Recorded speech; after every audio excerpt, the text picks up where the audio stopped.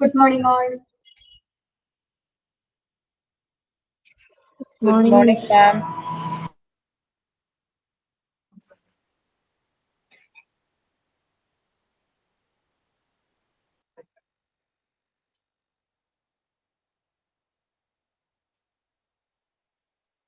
Okay, good morning, good morning.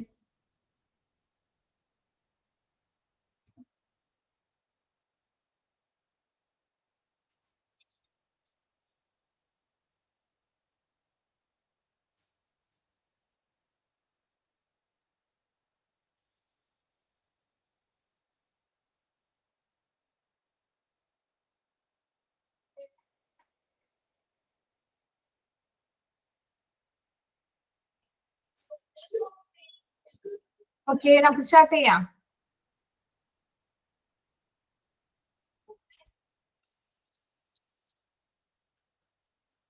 Okay.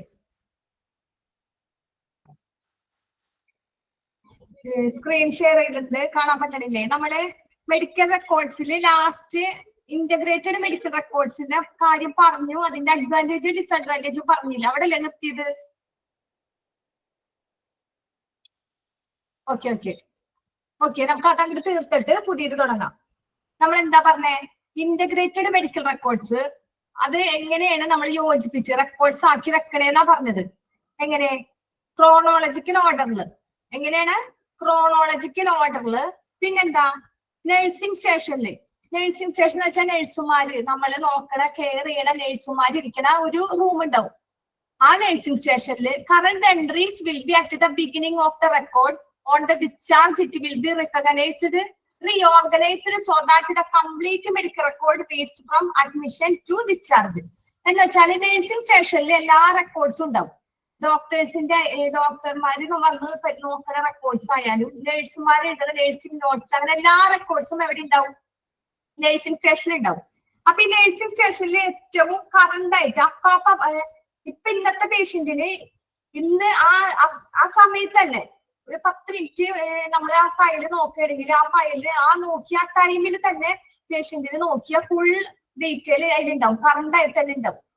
നിലവിലുള്ള പേഷ്യൻസിന്റെ അവസ്ഥ full നമുക്ക് അറിയാൻ പറ്റും. Current entries will be at the beginning of the record. അത് എവിടെയായിരിക്കും? ആ റെക്കോർഡ്സിന്റെ ഫസ്റ്റ് തന്നെ ആയിരിക്കും. എവിടെയായിരിക്കും? റെക്കോർഡ്സിന്റെ തുടക്കത്തിൽ ഉണ്ടാവും. ഓരോന്ന് അടിയിൽ നമ്മൾ നോക്കണ അനുസരിച്ച്, ഫസ്റ്റ് എഴുതുന്ന അനുസരിച്ച് പേപ്പർ എങ്ങനെയായിരിക്കും? മുകളിൽ വരും. അപ്പൊ നമ്മള് പെട്ടെന്ന് ആ പേഷ്യന്റിനെ കുറിച്ച് നോക്കാനായിട്ട് നമ്മൾ ഫസ്റ്റ് നഴ്സുമാരും നഴ്സിംഗ് സ്റ്റേഷനിൽ വന്ന് ആ റെക്കോർഡ്സ് പരിശോധിക്കുമ്പോൾ തന്നെ നമ്മൾ കാണുന്നത് എന്താ? ഏറ്റവും മുകളിൽ ആ കറണ്ട് ആ സമയത്ത് എന്താ പേഷ്യന്റിന് കൊടുത്തേക്കണേ, എന്താ പേഷ്യന്റിന്റെ ഇൻപുട്ട് എന്താ, ഔട്ട്പുട്ട് എന്താ, പേഷ്യന്റിന്റെ TPR ചാർട്ട്, അങ്ങനെ ഫുൾ ഡീറ്റെയിൽസ് ആ ഫസ്റ്റ് തന്നെ ബിഗിനിങ് ഓഫ് ദ റെക്കോർഡ്സിന്റെ ഫസ്റ്റ് തന്നെ ഉണ്ടായിരിക്കും, ഇല്ലേ? പിന്നെ ഇതെന്താ? ആ ഡിസ്ചാർജ് സമയത്തായാലും പേഷ്യൻസിന്റെ അഡ്മിഷൻ സമയത്തായാലും പേഷ്യൻസിന്റെ കംപ്ലീറ്റ് ഡീറ്റെയിൽസ് ആ മെഡിക്കൽ റെക്കോർഡ്സ് എവിടെ ഉണ്ടാവും? നഴ്സിംഗ് സ്റ്റേഷനിൽ ഉണ്ടാവും. അവരെല്ലാരും കൂടി എന്ത് ചെയ്യും?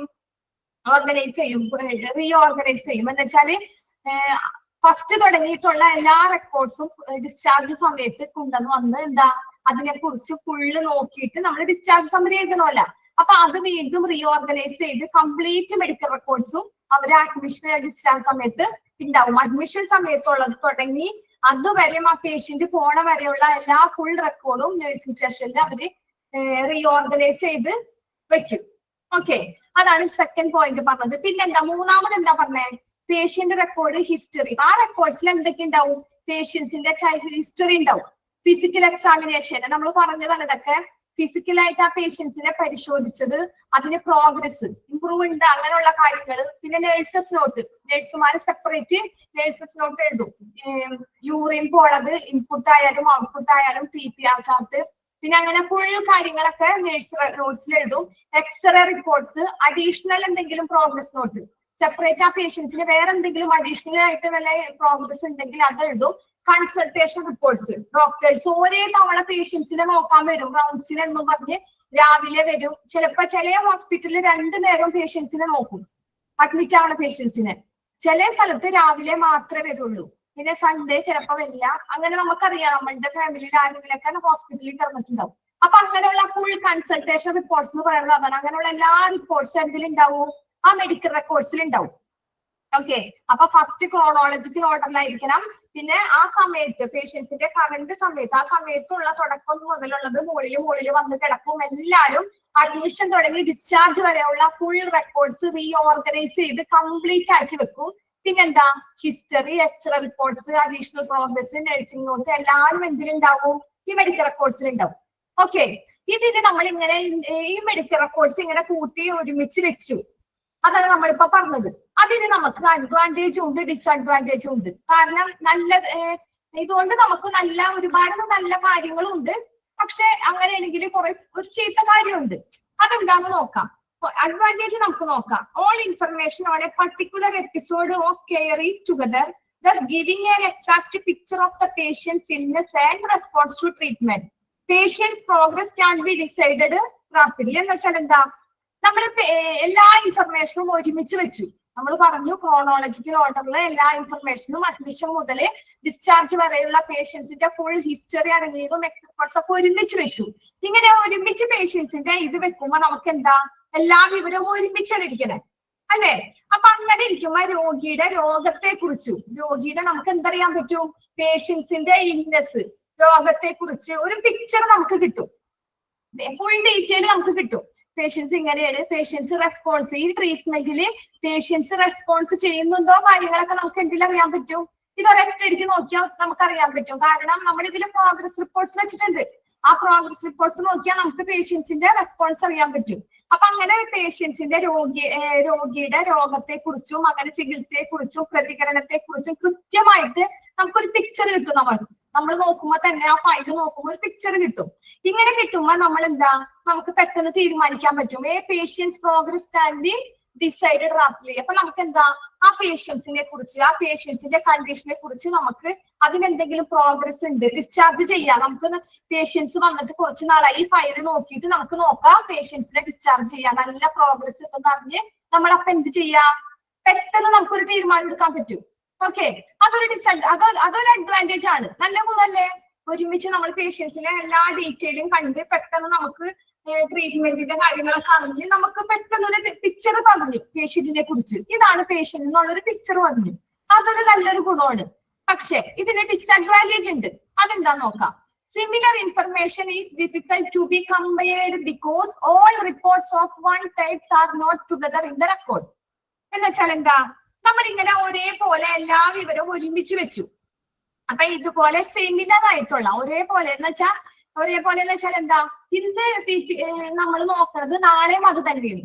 നാളെയും നമ്മൾ പേഷ്യൻസിന് ഇന്ന് നമ്മൾ എന്തൊക്കെ നോക്കണുണ്ട് അത് തന്നെ നാളെ നോക്കും. നാളെ എന്തൊക്കെ നോക്കണുണ്ട് അത് തന്നെ പിറ്റേ ദിവസവും നോക്കും. അങ്ങനെ റിപ്പീറ്റ് നമ്മൾ സെയിം തന്നെയാണ് നോക്കി പോണേ. അപ്പൊ ഇങ്ങനെ നമ്മൾ ഒരേപോലെ സമാന വിവരങ്ങൾ ഇങ്ങനെ ചെയ്യുമ്പോ നമുക്കത് പെട്ടെന്ന് നോക്കാനായിട്ട് ഇന്നത്തെ നോക്കി, അപ്പൊ നമ്മൾ അതിലത്തെ പൊക്കി ഇന്നലത്തെ നോക്കി, അപ്പൊ അങ്ങനെ നോക്കുമ്പോ നമുക്ക് ഓരോ റിപ്പോർട്ട്സും എങ്ങനെ പൊക്കി ഇങ്ങനെ നോക്കുമ്പോ ഫസ്റ്റ് താഴെയുള്ളതിൽ നോക്കിയതിലും ആദ്യമുള്ളതാ നമ്മൾ എടുക്കുള്ളൂ. പക്ഷെ ഇതൊന്നും ഒന്നിച്ചല്ല ഇരിക്കുന്നത്. ഇതെങ്ങനെ ഇരിക്കണേ, റിപ്പോർട്ട്സ് ഒക്കെ ഒരു റെക്കോർഡ്സ് ആക്കിയെങ്കിലും സെപ്പറേറ്റില്ല. എക്സ്റേ ഇരിക്കുന്നത് എക്സ്റേയുടെ ഇതിലായിരിക്കും, ഇതിരിക്കുന്നത് ഏതാ, നേഴ്സ് നോട്ട്സ്, ഒരു നോട്ട്സ് ആയിരിക്കും. അപ്പൊ ഇതിങ്ങനെ ഇരിക്കണ കാണുമ്പോ നമുക്ക് എന്താ, പെട്ടെന്ന് ഒരു ഇത് തോന്നും, ഒക്കെ ഒരേപോലെ ഇരിക്കണ പോലെ തോന്നും. ഓക്കെ. ഒരുമിച്ച് ഒരു ഫയലിന്റെ ഉള്ളിലാണ് ഇത് ഇരിക്കണത് എങ്കിലും പക്ഷെ ഇത് ഓരോ ദിവസത്തെ എടുക്കുമ്പോ നമ്മളിപ്പോ ഇന്നലെ പേഷ്യന്റിന് ചുമ ഉണ്ടായി, ചിലപ്പോ ഇന്നലെ പേഷ്യന്റ് അവർ പറയുന്നത് ഇന്നലെ കുറച്ച് പനി ഉണ്ടായിരുന്നു, ഇന്ന് അങ്ങനെ ചൂട് തോന്നണില്ല, ഇന്ന് ഞങ്ങൾ നോക്കി. അപ്പൊ ഇന്നലത്തെ ഡോക്ടർ എന്ത് ചെയ്യും, അത് മറിച്ച് നോക്കും. അപ്പൊ ഏകദേശം ഒക്കെ ഒരേപോലെ ഇരിക്കുകയാണ്. കാരണം എന്താ, ഇന്നലെ ചെറുതായിട്ടുണ്ടായി, അതിന്റെ തലേന്ന് വീണ്ടും പൊക്കി നോക്കുമ്പോഴാ അതും ഏകദേശം ഒരേപോലെ ഇരിക്കുന്നത്. അപ്പൊ ഡോക്ടർക്ക് എന്ത് പറ്റും, പെട്ടെന്ന് ഒരു ഇത് തോന്നും, എല്ലാം കൂടി ഒരു കൺഫ്യൂഷൻ ആവും. അങ്ങനെ ഒരു ഇത് വരും, ഒക്കെ ഒരേപോലെ ഇരിക്കണേ, അങ്ങനെ തോന്നാൻ സാധ്യതയുണ്ട്. അതാണ് അതിന്റെ ഒരു ഡിസ്അഡ്വാൻറ്റേജ് എന്ന് പറയുന്നത്. ഇപ്പൊ എക്സാമ്പിൾ അവർ പറഞ്ഞേക്കുന്നത് ഫാസ്റ്റിംഗ് ബ്ലഡ് ഷുഗർ ലെവല്. നമ്മുടെ ബ്ലഡ് ഷുഗർ ലെവലില് നമ്മളുടെ എങ്ങനെയാണ്, നമ്മൾ രാവിലെ എണീറ്റ് ഭക്ഷണമൊന്നും കഴിക്കാണ്ട് ഷുഗർ ഉള്ള ആൾക്കാർ എന്ത് ചെയ്യും, ഫാസ്റ്റിംഗിൽ ബ്ലഡ് നോക്കാൻ പോകും. ആ സമയത്ത് നമുക്കൊക്കെ നോർമലായിട്ട് തോന്നും. അതെന്താ തോന്നണേ, നമ്മളൊന്നും കഴിച്ചിട്ടില്ല, ഫാസ്റ്റിംഗിലാ പോയത്. അപ്പൊ അതുപോലെ ആയിരിക്കും only one individual can record at the time. എന്ന് വെച്ചാൽ എന്താ, ഒരു വ്യക്തിക്ക് ഒരു ടൈമിൽ മാത്രമേ റെക്കോർഡ് ചെയ്യാൻ പറ്റുള്ളൂ. ആ ടൈമില് ഇപ്പൊ നമ്മള് അവര് വന്ന് പെട്ടെന്ന് നോക്കുമ്പോ ഒരു പ്രാവശ്യം അവര് വന്ന് നോക്കണുള്ളൂ. പക്ഷെ എല്ലാവരും ഒരേപോലെ ഇരിക്കുന്നതായിട്ട് തോന്നും. ഓക്കെ, അപ്പൊ ഒരുമിച്ച് വെച്ചിട്ടില്ലേ, അപ്പൊ ഓരോന്ന് മറിച്ച് നോക്കുമ്പോ എന്തായിട്ട് തോന്നും? ഒരേപോലെ സിമിലർ ആയിട്ട് തോന്നും. അതൊരു ഡിസഡ്വാൻറ്റേജ് ആണ്. ഓക്കെ, അപ്പൊ നമ്മുടെ ഇതോടുകൂടി മെഡിക്കൽ റെക്കോർഡ്സിന്റെ ചാപ്റ്റർ എല്ലാം തീർന്നു. നിങ്ങൾക്ക് എന്തെങ്കിലും സംശയങ്ങളൊന്നും ഇല്ലല്ലോ? അപ്പൊ എല്ലാവരും തന്നേണ്ട ക്വസ്റ്റ്യൻസ്, സാധ്യത ഉള്ള കാര്യങ്ങളൊക്കെ പറഞ്ഞിട്ടുണ്ടായിരുന്നു. അതൊക്കെ നല്ലോണം പഠിക്കുക. ഇതിലിപ്പോ വരാനായിട്ട് ക്രോണോളജിക്കൽ ഓർഡർ നമുക്ക് മാത്രമേ ഉള്ളൂ. പിന്നെ നമ്മുടെ nurses report, x-ray reports, additional consultation reports ഒക്കെ, അതൊക്കെ മെഡിക്കൽ റെക്കോർഡ്സിൽ എങ്ങനെ പേഷ്യൻസിന്റെ മെഡിക്കൽ റെക്കോർഡ്സിൽ എന്തെല്ലാം ഉണ്ടാകും എന്നുള്ളത്. നമ്മള് ഒരു മെഡിക്കൽ റെക്കോർഡ്സ് ഇന്റഗ്രേറ്റഡ് എന്ന് പറഞ്ഞത് എന്താ? മെഡിക്കൽ റെക്കോർഡ്സ് നമ്മൾ യോജിച്ച് വെക്കുകയാണ്. ഒരു യോജിക്കും അതിൽ എന്തെല്ലാം ഉൾപ്പെടുന്നുള്ള കാര്യങ്ങള് നിങ്ങൾ ഓർത്ത് പഠിക്കുക. അത് നമുക്കറിയാം. ഹിസ്റ്ററി ഉണ്ടാവും, ഫിസിക്കൽ എക്സാമിനേഷൻ ഉണ്ടാവും, നേഴ്സ് നോട്ട് ഉണ്ടാവും, എക്സ്റേ റിപ്പോർട്ട്സ് ഉണ്ടാവും. നമുക്കറിയാം പേഷ്യൻസ് ആയിട്ട് ബന്ധപ്പെട്ട എല്ലാ കാര്യങ്ങളും അതിലുണ്ടാവുന്നു. ഓക്കെ, ഇനി വേറൊന്നും അതിൽ പഠിക്കാനില്ല. നമുക്കെന്നാ പുതിയ ചാപ്റ്റർ എടുക്കാം. എല്ലാവരും റെഡിയല്ലേ? ഓക്കെ ഓക്കെ ഓക്കെ, പുതിയ ചാപ്റ്റർ എല്ലാവരുടെ കയ്യിലുണ്ടാ? PDF, ടെക്സ്റ്റ് ബുക്ക് അങ്ങനെ എന്തെങ്കിലും ഉണ്ടാ ആരെങ്കിലും കയ്യിൽ? എല്ലാവരുടെ കയ്യിലും? ഞാൻ ഓണാക്കാം, മൈക്ക് ഓണാക്കാം. പറഞ്ഞോ. ഓക്കെ, എല്ലാവരുടെ കയ്യിലുണ്ട്. ഇല്ലാത്തവരാരുമില്ല? Okay okay okay. അപ്പൊ നിങ്ങളുടെ ടെക്സ്റ്റിൽ ഇത് എത്രാം പാടായിട്ടാ കിടക്കണം? ഇവിടെ ചാപ്റ്റർ 7 ആണ് കിടക്കുന്നത്, ഡിസാസ്റ്റർ മാനേജ്മെന്റ് കിടക്കുന്നത്.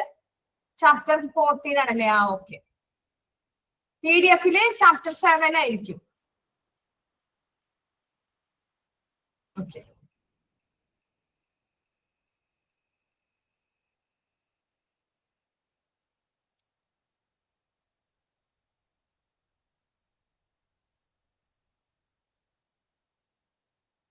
എല്ലാവർക്കും സ്ക്രീനിൽ കാണാൻ പറ്റുന്നുണ്ടാ? കാണുന്നുണ്ടാ? Okay okay. എന്താണ് ഡിസാസ്റ്റർ മാനേജ്മെന്റ്? നമ്മൾ ഇത് കാണുമ്പോ വിചാരിക്കും നമ്മൾ ഹോസ്പിറ്റൽ അഡ്മിനിസ്ട്രേഷൻ പഠിക്കുകയാണ്, അതിൽ ഇതായിട്ട് എന്താ ബന്ധം അല്ലെ? ഡിസാസ്റ്റർ എന്ന് പറയുമ്പോ തന്നെ ഒരു ദുരന്തമാണ്. ഈ ദുരന്തവും നമ്മൾ പഠിക്കുന്നത് എന്താ ബന്ധം?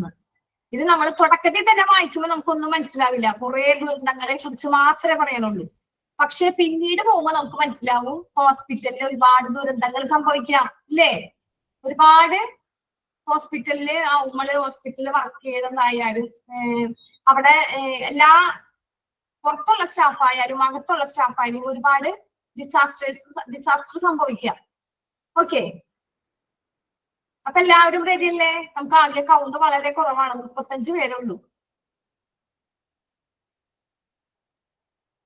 ഓക്കെ ഓക്കെ, റെജീന എല്ലാവരും റെഡിയാണ്?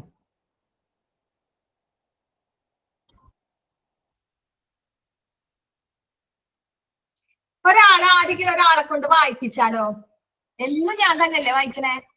എന്താണ് നിങ്ങളുടെ അഭിപ്രായം? ഒരാൾക്ക് വായിക്കാൻ പറ്റുമോ?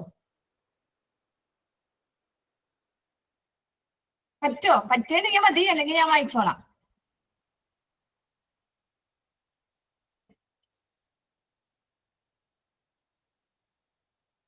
ആരെങ്കിലും ഒരാൾ വായിക്കോ?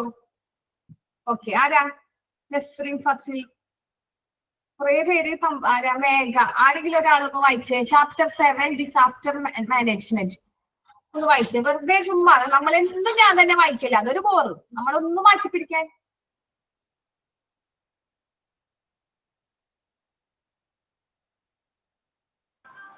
ഞാൻ വായിക്കാം.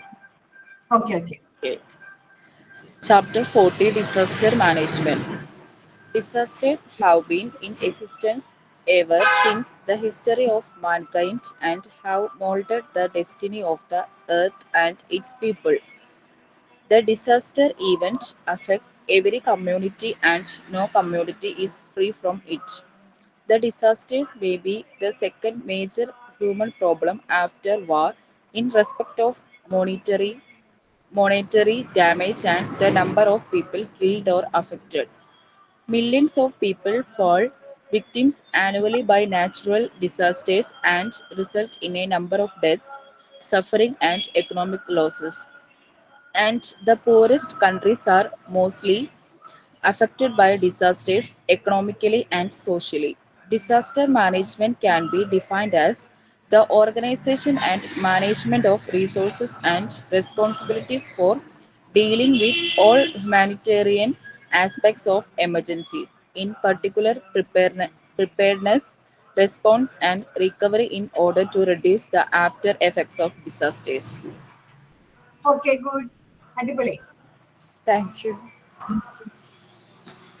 ഓക്കെ, ഇനി നമുക്ക് തുടങ്ങാം.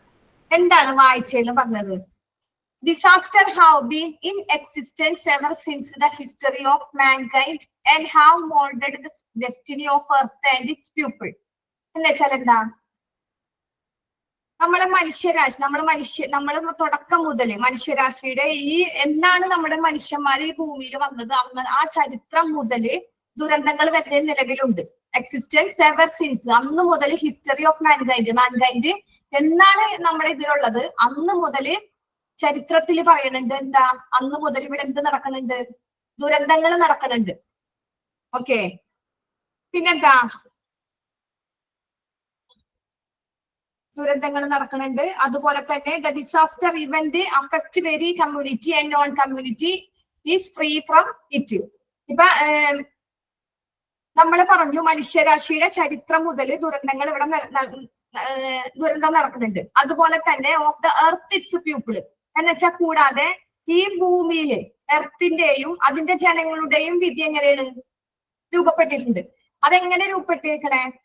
ഈ ദുരന്തങ്ങൾ വഴി. ദുരന്തങ്ങൾ എന്ന് വെച്ചാല് ഡിസാസ്റ്റർ എന്ന് പറഞ്ഞാല് എല്ലാ കാലത്തും ഒരേ ദുരന്തങ്ങളായിട്ടുണ്ട്. പ്രകൃതിയായിട്ട് ഒരു ദുരന്തം, പിന്നെ ഇങ്ങനെ നമ്മൾ വെള്ളപ്പൊക്കം വരും, പിന്നെ സുനാമി വരും, അങ്ങനെ ഒരുപാട് ദുരന്തങ്ങൾ. ഇപ്പൊ ഏറ്റവും വലിയ ദുരന്തം നമുക്ക് പറയാനായിട്ട് വയനാട്, ഏറ്റവും വലിയ ദുരന്തമായിട്ട് വയനാടാണ്. അപ്പൊ അതുപോലെ ഒരുപാട് ഇതിനു മുമ്പും മനുഷ്യൻ എന്ന് ഈ ഭൂമിയിൽ പിറവിയെടുത്തോ അന്ന് മുതല് നമ്മുടെ ഇവിടെ എന്തുണ്ട്? Existence in ever since history. അന്ന് മുതൽ ഇവിടെ ഡിസാസ്റ്റർ ദുരന്തങ്ങൾ നടക്കുന്നുണ്ട്. അതിനെ അതിജീവിച്ചിട്ട് ഈ ഭൂമിയിലെയും അതിനൊക്കെ അതിജീവിച്ചിട്ടാണ് നമ്മൾ ഇവിടെ ജീവിക്കുന്നത്. നമ്മൾ ഇങ്ങനെ ജനങ്ങൾ ഇങ്ങനെ നിലനിന്ന് പോണത്. The disaster event affect very community and no community is free from. എന്നുവെച്ചാൽ എന്താ? ഈ ദുരന്തത്തിലെ എല്ലാ സമൂഹങ്ങളും ഡിസാസ്റ്റർ ഇവന്റ്, ഈ ദുരന്തത്തിലെ സംഭവങ്ങളെ എഫക്ട് ചെയ്യണത് എവിടെ? Every community and no community is free from. എന്ന് വെച്ചാൽ എന്താ? ദുരന്തം എല്ലാ സമൂഹത്തെയും ബാധിക്കുന്നുണ്ട്. അതുപോലെ തന്നെ ഒരു സമൂഹവും അതിൽ നിന്ന് എന്താവില്ല ഫ്രീ ഫ്രം. അവര് ഫ്രീ ആയവരില്ല. ഒരു ദുരന്തമില്ലാത്ത ഒരൊറ്റ സമൂഹവും ഇല്ല നമ്മുടെ ചുറ്റിലും. അപ്പൊ ദുരന്തം എല്ലായിടത്തും ഉണ്ട്. അതിനെ അതിജീവിച്ചിട്ടാണ് നമ്മൾ ജീവിക്കുന്നത്. ഓക്കെ, അപ്പൊ ദുരന്തം എല്ലാ സമൂഹത്തെയും ബാധിക്കുന്നു. അതുപോലെ തന്നെ സമൂഹം അതിന് ഒരു എന്താവണില്ല, ഫ്രീ ഫ്രം ഇറ്റ്. അതിൽ നിന്ന് നമ്മൾ ഒരു മുക്തനാവുന്നില്ല. പിന്നെന്താ? The disasters may be the second major human problem after war in respect of monetary damage and the number of people killed or affected. എന്താ? നമ്മൾ പറഞ്ഞു സാമ്പത്തിക നാശനഷ്ടം, എക്കണോമിക്കലായിട്ട് ഹ്യൂമൻ പ്രോബ്ലംസ് ആഫ്റ്റർ വാർ എന്ന് വെച്ചാൽ എന്താ? നിങ്ങൾക്ക് ഇതിൽ ഞാൻ പറയുമ്പോൾ എന്തെങ്കിലും സ്പെല്ലിങ് കിട്ടാത്തത്, ഈ പറയണതിന്റെ എന്തെങ്കിലും സ്പെല്ലിങ് അല്ല അർത്ഥം കിട്ടാത്തതുണ്ടെങ്കിൽ നിങ്ങൾ മെസ്സേജ് എഴുതി ചോദിക്കുക. ഓക്കെ, ഇതിലൊന്നും വലിയ ഇമ്പോർട്ടന്റ് ഇല്ല. നമ്മൾ ഈ ദുരന്തത്തെ കുറിച്ച് ഒരു ഇൻട്രഡക്ഷൻ പറയണമെന്നുള്ളൂ. പഠിക്കേണ്ടത് വന്നത് അപ്പുറത്ത് 2-3 പേജ് കഴിഞ്ഞിട്ടാണ് നിങ്ങൾക്ക് ഹോസ്പിറ്റലായിട്ട് ബന്ധപ്പെട്ട് വന്നത്.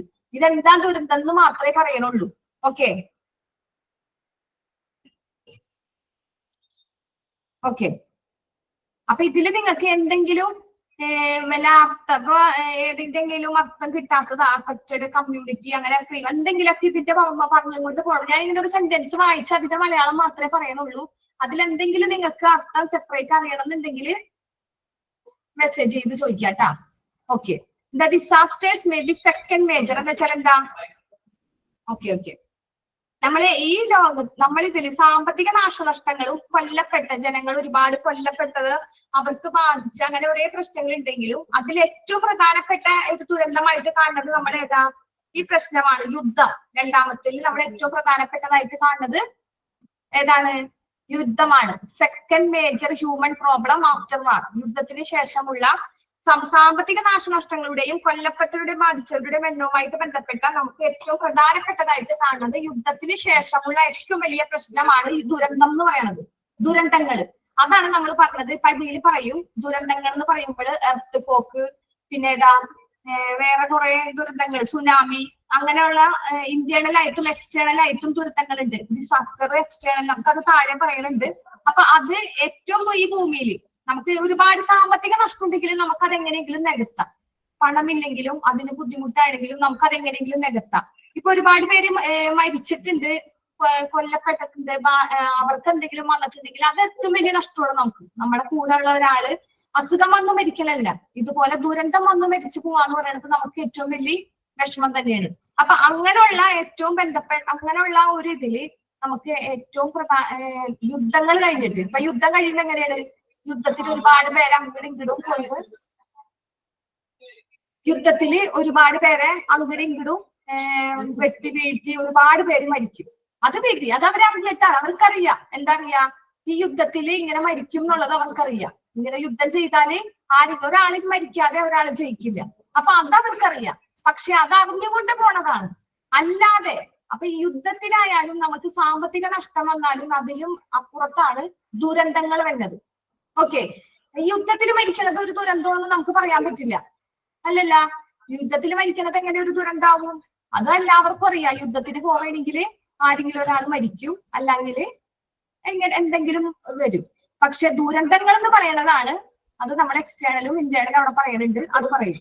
ഓക്കെ, അപ്പൊ ഈ ഒരുപാട് സാമ്പത്തികമായിട്ടുള്ളതും കൊല്ലപ്പെട്ടതുമായ യുദ്ധങ്ങളൊക്കെ ഉണ്ടായാലും അതിലും ഏറ്റവും പ്രധാനപ്പെട്ടതാണ് ദുരന്തങ്ങൾ. ഓക്കെ, രണ്ടാമത്തെ ഏറ്റവും വലിയ പ്രധാനപ്പെട്ടതായിട്ട് പറയണത് ദുരന്തങ്ങളാണ്. അതാണ് second major human problem after war എന്ന് പറഞ്ഞത്. നെക്സ്റ്റ് എന്താ, millions of people fall victims annually by natural disasters and result in number of deaths, suffering and economic losses.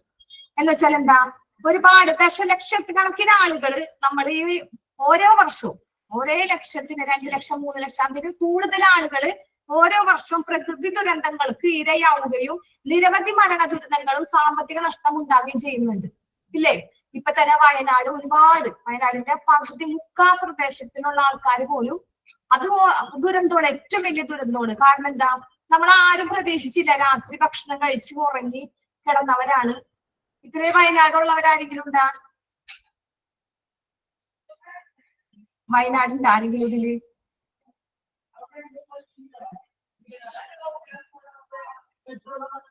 ഇല്ല. ഓക്കെ, അപ്പൊ എന്താ നമ്മൾ പറഞ്ഞേ? അപ്പൊ അതാണ് ഏറ്റവും വലിയ ദുരന്തങ്ങൾ എന്ന് പറയണത്, അല്ലെ? Millions of people fall victims, നമ്മൾ ഇരകളായിട്ട് ഒരുപാട് ജനങ്ങൾ ഇങ്ങനെ ആനുവലി ഓരോ കൊല്ലത്തിലും ബൈ നാച്ചുറൽ ഡിസാസ്റ്റേഴ്സ്, അത് പ്രകൃതി ദുരന്തങ്ങൾ വന്ന് ഒരുപാട് പേര് മരിച്ചു പോകുന്നുണ്ട്. And result in number of death, അതിന്റെ ഒരുപാട് മരിച്ചവരും സഫറിങ് അനുഭവിക്കുന്നുണ്ട്. ആൻഡ് എക്കണോമിക് ലോസ്, സാമ്പത്തികമായിട്ടും. വെള്ളപ്പൊക്കം വന്നപ്പോ എങ്ങനെയായിരുന്നു? വെള്ളപ്പൊക്കം വന്നപ്പോ ഒരുപാട് വീടുകൾ വെള്ളം കയറി, വാഷിംഗ് മെഷീൻ, ഫ്രിഡ്ജ്, ഒരുപാട് ഗോൾഡ്, സ്വർണങ്ങളടക്കം ഒരുപാട് പോയില്ലേ? ഇപ്പൊ വയനാട് എങ്ങനെയായാലും അവര് ആളും പോയി, അവരെ വീടും പോയി, എല്ലാം പോയി. വെള്ളപ്പൊക്കം വന്നിട്ട് ഒരുപാട് പേരെ വീട്ടിലുള്ള സാധനങ്ങളും എല്ലാം ഒലിച്ചു പോയി. അപ്പൊ അത് ഒരു കൊല്ലം 2018 അങ്ങാണ്ട് വെള്ളപ്പൊക്കം വന്നു. അത് കഴിഞ്ഞിട്ട് പിന്നെ ഇങ്ങനെ വന്നു. ഓരോ പ്രദേശത്തും ഓരോ നാശനഷ്ടങ്ങൾ വരെയാണ്. പ്രകൃതി ദുരന്തമാണ്, നാച്ചുറൽ ഡിസാസ്റ്റർ ആണ് അതൊക്കെ. അതൊക്കെ എന്താ, നാച്ചുറൽ ഡിസാസ്റ്റർ ആണ്. അതൊന്നും നമ്മൾ ഉണ്ടാക്കുന്നതല്ല, അതൊക്കെ പ്രകൃതി ദുരന്തം വഴി വന്നതാണ്. അപ്പൊ അങ്ങനെയുള്ളതിൽ ഒരുപാട് പേര് മരിക്കുന്നുണ്ട്, അവർ സഫറിങ്, ഡെത്ത് ചെയ്യുന്നുണ്ട്, സഫറിങ് ചെയ്യുന്നുണ്ട്. എന്റെ എക്കണോമിക് ലോസസ്, അവർക്ക് ഒരുപാട് സാമ്പത്തിക നഷ്ടങ്ങളൊക്കെ ഉണ്ടാവുന്നുണ്ട്. അതൊക്കെയാണ് ദുരന്തങ്ങൾ എന്ന് പറയുന്നത്. And the poorest countries are mostly affected disasters economically and socially. എന്താ, ഈ ഇങ്ങനെ ദുരന്തങ്ങൾ വരുമ്പോൾ എല്ലാവരെയും അത് ബാധിക്കുമ്പോൾ ഏറ്റവും കൂടുതൽ ബാധിക്കുന്നത് ആരാ? ദരിദ്ര ജനങ്ങളെ, അല്ലെ? അവരെങ്ങനെയാണ് ഏറ്റവും കൂടുതൽ പൂറസ്റ്റ് കൺട്രി എന്ന് വെച്ചാൽ ഒട്ടും ദാരിദ്ര്യമായിട്ട് ഭയങ്കര പൂറസ്റ്റ് ആയിട്ട് ജീവിക്കണ, സാമ്പത്തികമായിട്ടും സാമൂഹികം ഇങ്ങനെ ഭയങ്കര ബുദ്ധിമുട്ടായിട്ടൊക്കെ ജീവിക്കുന്ന ആൾക്കാർ, അവർക്കാണ് ഏറ്റവും കൂടുതൽ ഇത് ബാധിക്കുന്നത്, അല്ലെ? ഏറ്റവും കൂടുതൽ mostly affected disasters economically and socially. അപ്പൊ സാമ്പത്തികമായിട്ടും സാമൂഹികപരമായിട്ടും ഏറ്റവും കൂടുതൽ ഇത് ബാധിക്കുന്നത് ആരെയാണ്? ദാരിദ്ര്യ രാജ്യത്തെ, പൂറസ്റ്റ് കൺട്രീസിനെ. Okay, disaster management can be define. എന്താണ് ഡിസാസ്റ്റർ മാനേജ്മെന്റ് എന്ന് പറയുന്നത്? നമ്മൾ ഇത്രയും പറഞ്ഞത് എങ്ങനെയാണ് ഈ ഡിസാസ്റ്റർ ഉണ്ടാവുന്നത്, ഡിസാസ്റ്റർ വഴി എന്താണ് എന്നുള്ളതൊക്കെയാണ് നമ്മൾ പറഞ്ഞത്. ഇതിന്റെ ഡെഫിനിഷൻ ശരിക്കും പറഞ്ഞാൽ എന്താ disaster management? Disaster management can be defined organization and management of resources and responsibility for dealing with all humanitarian aspects of emergencies. എന്താ പറഞ്ഞേ? ദുരന്തങ്ങളുടെ ഫലങ്ങള് നമ്മൾ പറഞ്ഞു, ഒരുപാട് ദുരന്തങ്ങൾ പ്രകൃതി നാച്ചുറൽ ഡിസാസ്റ്റർ വഴിയും ഇതുണ്ടാവും. അപ്പൊ ഈ ഡിസാസ്റ്റർ വഴി ഉണ്ടാവുന്ന ദുരന്തങ്ങൾ ഉണ്ടാവുമ്പോ പിന്നീട് അതിന്റെ എന്തുണ്ടാവും? അനന്തഫലങ്ങൾ ഉണ്ടാവും. എന്ന് വെച്ചാൽ ഇപ്പൊ ഒരു വെള്ളപ്പൊക്കം വന്ന് അത് പോയി കുറെ കഴിയുമ്പോ അതിന്റെ ഒരു അനന്തഫലങ്ങൾ ഉണ്ടാവുമ്പോ അത് കുറയ്ക്കാനായിട്ട് നമ്മൾ എന്ത് ചെയ്യണം? ഇനി ഇത് വരാതിരിക്കാൻ നമ്മൾ എന്തോരം നോക്കിയാലും നമുക്ക് അറിയാൻ പറ്റില്ല. എർത്ത് എപ്പോഴാണ് ഉണ്ടാവണേന്, ഭൂമിയുടെ അടിയിൽ നിന്ന് ഉണ്ടാവണാണ്. എന്നാലും അത് ഒരുവിധം നമുക്ക് തടയാൻ പറ്റും. അത് വരാതിരിക്കാനുള്ള തയ്യാറെടുപ്പും പ്രതികരണങ്ങളും വീണ്ടെടുക്കലും ഉൾപ്പെടെ നമ്മൾ അടിയന്തര സാഹചര്യങ്ങളിൽ എല്ലാ മനുഷ്യന്റെ എല്ലാ കാര്യങ്ങളും കൈകാര്യം ചെയ്യാനുള്ള ഉത്തരവാദിത്തത്തോടും കൂടി ഓർഗനൈസേഷനോടും കൂടി മാനേജ്മെന്റോടും കൂടി നമ്മൾ എന്ത് ചെയ്യണം? പ്രവർത്തിക്കണം. അതിനെയാണ് നമ്മൾ ഡിസാസ്റ്റർ എന്ന് പറയുന്നത്, ഡിസാസ്റ്റർ മാനേജ്മെന്റ് എന്ന് പറയുന്നത്. ഓക്കെ, നമുക്ക് കുറേയൊന്നും നമുക്ക് തടയാൻ പറ്റില്ല, കുറെയൊക്കെ നാച്ചുറൽ ഡിസാസ്റ്റർ ആയിട്ട് സംഭവിക്കുന്നതാണ്. എന്നാലും ഒരു പരിധി വരെ നമുക്ക് എന്ത് ചെയ്യാൻ പറ്റും?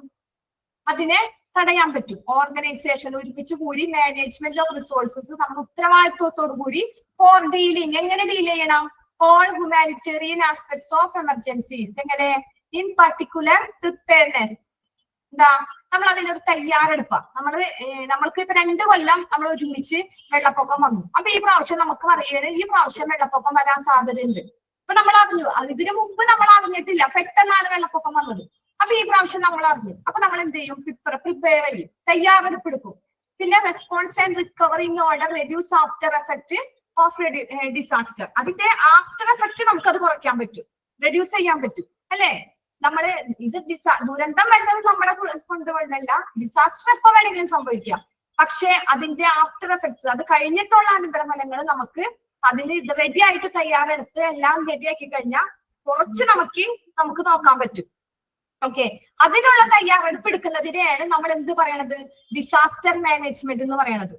ഓക്കെ, ഒന്നുകൂടി പറയാ, എന്താണ് ഡിസാസ്റ്റർ മാനേജ്മെന്റ് എന്ന് പറയണേ? ദുരന്തങ്ങൾ, നമ്മുടെ ഡിസാസ്റ്റർ ഉണ്ടായി, അതിന്റെ അനന്തഫലങ്ങളൊക്കെ നമ്മൾ അനുഭവിച്ചു. അത് കഴിഞ്ഞു നമ്മൾ അത് മനസ്സിലാക്കിയിട്ട് നമ്മൾ എന്ത് ചെയ്യണം? പ്രിപ്പയർ ചെയ്യണം, തയ്യാറെടുപ്പ് നടത്തണം. അതിന് പിന്നീട് നമ്മൾ അതിനെ പ്രതികരിക്കണം, റെസ്പോൺസ് ചെയ്യണം. പിന്നെന്താ? നമുക്ക് ഒരുപാട് നഷ്ടങ്ങൾ വന്നു, എന്നാ നമ്മൾ അതും വെച്ചിരിക്കാൻ പാടില്ല. നമ്മൾ അതിനെ ചെറുത്ത് വീണ്ടെടുക്കുക. എന്നിട്ട് എന്ത് വേണം? അടിയന്തര സാഹചര്യങ്ങളിൽ എമർജൻസി ഇതുപോലുള്ള ഇത് വരുമ്പോൾ എല്ലാ മനുഷ്യങ്ങളും ഒരുമിച്ച് നിന്ന് നമ്മൾ ഉത്തരവാദിത്തത്തോടു കൂടി എല്ലാവരും ഒറ്റക്കെട്ടായിട്ട് ഒരുമിച്ച് നിന്ന് ഉത്തരവാദിത്തത്തോട് റെസ്പോൺസിബിലിറ്റി കൂടി ഓർഗനൈസേഷനും മാനേജ്മെന്റും കൂടി ചേർന്ന് ഒരുമിച്ച് കൂടുന്നതിനെയാണ് എന്ത് പറയണത്? ഡിസാസ്റ്റർ മാനേജ്മെന്റ് എന്ന് പറയണത്. ഓക്കെ, അതാണ് ഇവിടെ പറഞ്ഞത്. Disaster management can be define organisation and management. എല്ലാ മാനേജ്മെന്റും ഒരുമിച്ച് കൂടി ഉത്തരവാദിത്തത്തോടു കൂടി ഡീൽ ചെയ്യണം. റെസ്പോൺസിബിലിറ്റി ഫോർ ഡീലിംഗ് ആരാ? ഓൾ ഹ്യൂമാനിറ്റേറിയൻ, എല്ലാവരും ഒരുമിച്ച് കൂടി അടിയന്തരമായ ഈ സാഹചര്യത്തെ നമ്മൾ ചെറുത്ത് നിൽക്കണം. ഓക്കെ, അത് preparedness, response and recovery in order to reduce after effect of disaster. Disaster നമുക്ക് തടയാൻ പറ്റില്ല, പക്ഷെ നമുക്ക് റെഡ്യൂസ് ചെയ്യാൻ പറ്റും ഇങ്ങനെ ഒരുമിച്ച് നിന്ന. അതിനാണ് നമ്മൾ പറയുന്നത് ഡിസാസ്റ്റർ മാനേജ്മെന്റ്. ഓക്കേടാ? ഓക്കെ ഓക്കെ, ആരും റെസ്പോണ്ട് ചെയ്യണില്ലല്ല. Disaster management okay okay okay, അത്രേ ഉള്ളൂ. അതിലൊന്നും നമ്മൾ അറിഞ്ഞിരിക്കാൻ വേണ്ടി മാത്രമേ ഉള്ളൂ. നമുക്ക് ഇതൊന്നും നമ്മളെ ബാധിക്കണതല്ല, ഒരു വ്യക്തി എന്ന നിലക്ക് നമുക്ക് എല്ലാവർക്കും ഉണ്ട്. പക്ഷെ നിങ്ങൾ പഠിക്കണേൽ ഇതൊന്നും ബാധിക്കില്ല. കാരണം എന്താ? നമ്മളെ ഹോസ്പിറ്റലായിട്ട് ബന്ധപ്പെട്ട ഡിസാസ്റ്റർ വന്നിട്ടില്ല, വരാൻ പോണുള്ളൂ.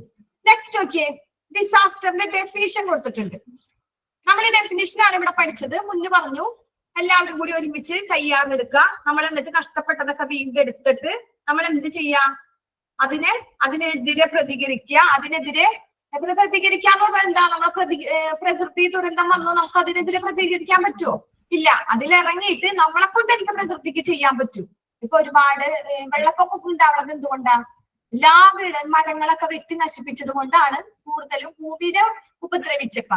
ഭൂമിനെ നമ്മൾ ഒരുപാട് ഉപദ്രവിച്ചു, ഭൂമിയിലായാലും പ്രകൃതിയിലായാലും ഉപദ്രവിച്ചത് കൊണ്ടാണ് നമുക്ക് ഈ ദുരന്തങ്ങളൊക്കെ വന്നത്. അത് നമ്മൾ മനസ്സിലാക്കണില്ല, അല്ലേ?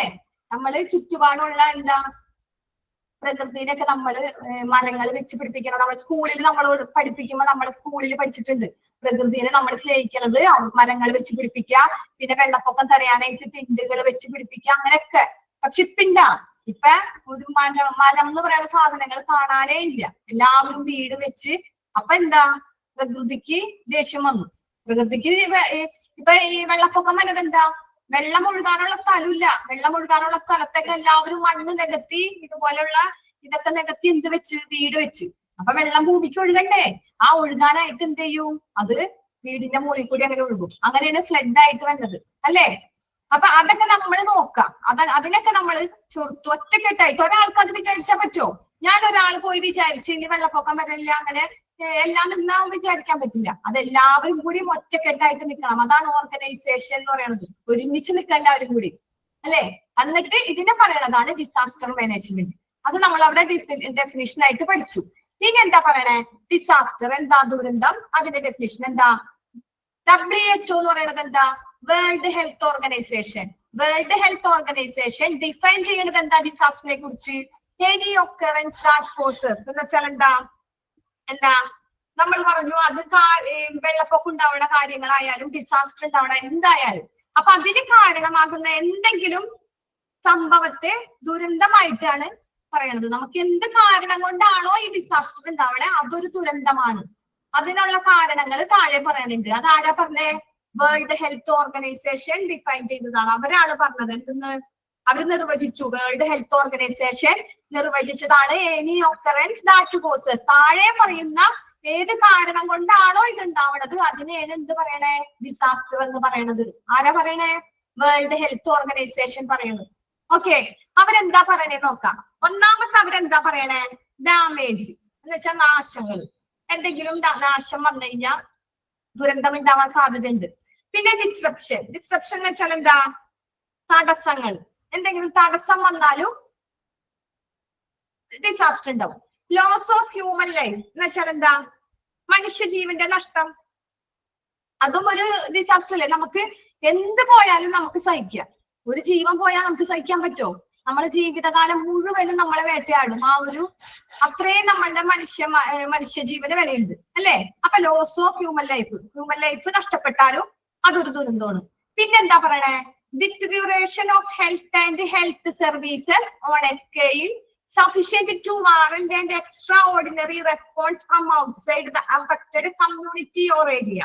എന്ന് വെച്ചാൽ എന്താ മോശമായ അവസ്ഥയെ പറയുന്നതാണ് ഡിറ്ററിയേഷൻ. ഡിറ്ററിയേഷൻ എന്ന് പറയുന്നത് എന്താ? നമ്മുടെ അവസ്ഥ നല്ല അവസ്ഥ അല്ല, ഒരു മോശമായ അവസ്ഥ. എന്നാൽ നമുക്ക് അത്രയും മോശമല്ല, അങ്ങനെ നല്ലതുമല്ല ചീത്തല്ല, അതിന്റെ ഒരു ഇടയിലുള്ള ഡിറ്ററിയേഷൻ. അതിന്റെ ഹെൽത്ത് സർവീസ് എങ്ങനെയാണ്? പുറത്തു നിന്ന് നമുക്ക് സാധാരണയല്ലാത്ത എന്തെങ്കിലും അസാധാരണമായിട്ട് പ്രതികരണം ഉറപ്പാക്കാൻ ആരോഗ്യത്തിന്റെയും സേവനത്തിന്റെയും അല്ല, ഇപ്പൊ ഇതെങ്ങനെയാണ് പറഞ്ഞത്? Extra ordinary response from outside. നമ്മൾ പുറത്തു നിന്ന് നമ്മൾ പറഞ്ഞു ഡിസാസ്റ്റർ വന്നു, നമ്മളെ കൊണ്ട് ഇങ്ങനെ ചെയ്യുന്ന കാര്യങ്ങൾ പറഞ്ഞു. പക്ഷെ അഫക്റ്റഡ് കമ്മ്യൂണിറ്റി ഓർ ഏരിയ എന്ന് വെച്ചാൽ പുറത്തു നിന്ന് നമ്മുടെ ആരോഗ്യത്തിന്റെ നമ്മളെന്തിന്റെ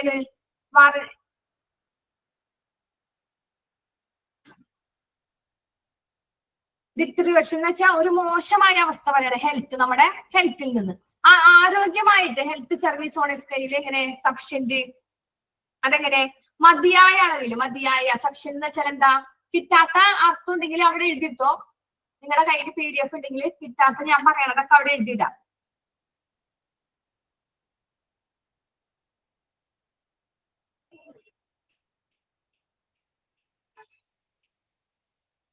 ഓക്കെ, അപ്പൊ എന്താ പറഞ്ഞേ? നമ്മൾ പുറത്തു നിന്ന് നമുക്ക് സാധാരണ അല്ലാത്ത അസാധാരണമായിട്ട്, സാധാരണ ഈ ഡിസാസ്റ്റർ എന്ന് പറയുന്നത് സാധാരണ നടക്കണതല്ല. ഇപ്പൊ എല്ലാ കൊല്ലവും ഉണ്ട്, അല്ലേ? മുമ്പ് ഇങ്ങനെ ഒരു കൊല്ലം, ഒരു 5 കൊല്ലം കഴിഞ്ഞിട്ടായിരിക്കും ഒരു ഡിസാസ്റ്റർ വന്നു നമ്മൾ അറിയണം തന്നെ. ഇപ്പൊ സുനാമി വന്നു എത്ര കൊല്ലം കഴിഞ്ഞിട്ടാണ് വെള്ളപ്പൊക്കം വന്നത്? പക്ഷെ ഇപ്പൊ അങ്ങനെയല്ല. ഇപ്പൊ എല്ലാ കൊല്ലവും എന്തെങ്കിലുമൊക്കെ നമ്മൾ പ്രതീക്ഷിക്കാം. അങ്ങനെയാണ്. അപ്പൊ എന്താ? പുറത്തു നിന്നുള്ള അസാധാരണമായ ഈ പ്രതികരണം എന്ന് വെച്ചാൽ എന്തെങ്കിലും ഈ ഡിസാസ്റ്റർ ഉണ്ടെന്ന് നമുക്ക് ഉറപ്പുണ്ട്. അങ്ങനെയുള്ള സമയത്ത് നമ്മൾ എന്ത് വേണം? ആരോഗ്യത്തിന്റെയും സേവനത്തിന്റെയും ആ ഒരു ഡിറ്ററിയേഷൻ, അതിന്റെ ഒരു അവസ്ഥ, നമ്മളുടെ ആ നല്ലതല്ല ചീത്തല്ല, അങ്ങനെ മോശമായ അവസ്ഥയെ ബാധിക്കും. അപ്പൊ നമ്മള് അതിന് എന്താ പറയണ, ആ ബാധിക്കണ സമൂഹം അല്ലെങ്കിൽ ആ ഒരു പ്രദേശമാണ് ഡിസാസ്റ്റർ എന്ന് പറയണത്. ഓക്കെ, ഒന്നുകൂടി പറയാം. എന്താ ഡിസാസ്റ്റർ എന്ന് പറയണത്? നമ്മൾ വേൾഡ് ഹെൽത്ത് ഓർഗനൈസേഷൻ കുറച്ച് കാര്യങ്ങൾ പറഞ്ഞു. ഡാമേജ് ഉണ്ടെങ്കിലും ഡിസാസ്റ്റർ ആവും, ഡിസ്ട്രപ്ഷൻ തടസ്സം ഉണ്ടെങ്കിലാവും, ലോസ് ഓഫ് ഹ്യൂമൻ ലൈഫ് നഷ്ടപ്പെട്ടാൽ എന്താവും? ഡിസാസ്റ്റർ ആവും. പിന്നെ ഡിട്രിവേഷൻ ഓഫ് ഹെൽത്ത് ആൻഡ് നമ്മുടെ ആരോഗ്യത്തിനുള്ള സേവനങ്ങൾ, നമ്മുടെ ആരോഗ്യം സംരക്ഷിക്കാനായിട്ട് എന്തെല്ലാം സേവനങ്ങൾ ചെയ്യുന്നുണ്ടോ അതൊക്കെ എന്തുണ്ടാ? എക്സ്ട്രാ ഓർഡിനറി റെസ്പോൺസ് പുറത്തു നിന്നായാലും ഒരു കമ്മ്യൂണിറ്റി സമൂഹത്തിൽ നിന്നായാലും അതിന്റെ ഒക്കെ ഈ ഇതിന്റെ സഫിഷ്യന്റ് ഇൻറ്റുവാറുണ്ട്. അതിന്റെ ഒക്കെ ഒരു എന്താ മതിയായ ഒരു ഇല്ലാത്ത, നമുക്ക് അതിനൊക്കെ ഒരു കഴിവില്ലായ്മ കാണിക്കാനായിട്ട്, എന്ന് വെച്ചാൽ പുറത്തു നിന്ന് സാധാരണയല്ലാത്ത പ്രതികരണം ഉറപ്പാക്കാനായിട്ട് നമ്മുടെ ശരിയായ രീതിയിൽ ആരോഗ്യ സേവനത്തിന്റെയും ഒരു മോശമായ അവസ്ഥ അത് ബാധിച്ച ആ സമൂഹം അല്ലെങ്കിൽ ആ ഒരു പ്രദേശത്തെയാണ്, മോശമായ ആ ഒരു അവസ്ഥ ബാധിച്ച സമൂഹത്തെ അല്ലെങ്കിൽ ആ ഒരു പ്രദേശത്തെയാണ് എന്ത് പറയണത്? ഡിസാസ്റ്റർ എന്ന് പറയണത്. ഓക്കെ, ഇനി ഇതിന്റെ അടിയിൽ നമുക്ക് ഡീറ്റെയിൽ ആയിട്ട് കുറച്ച് കാര്യങ്ങൾ പറയണ്ട്. അപ്പൊ അതിൽ നിന്ന് നിങ്ങൾക്ക് കൂടുതൽ മനസ്സിലാവും.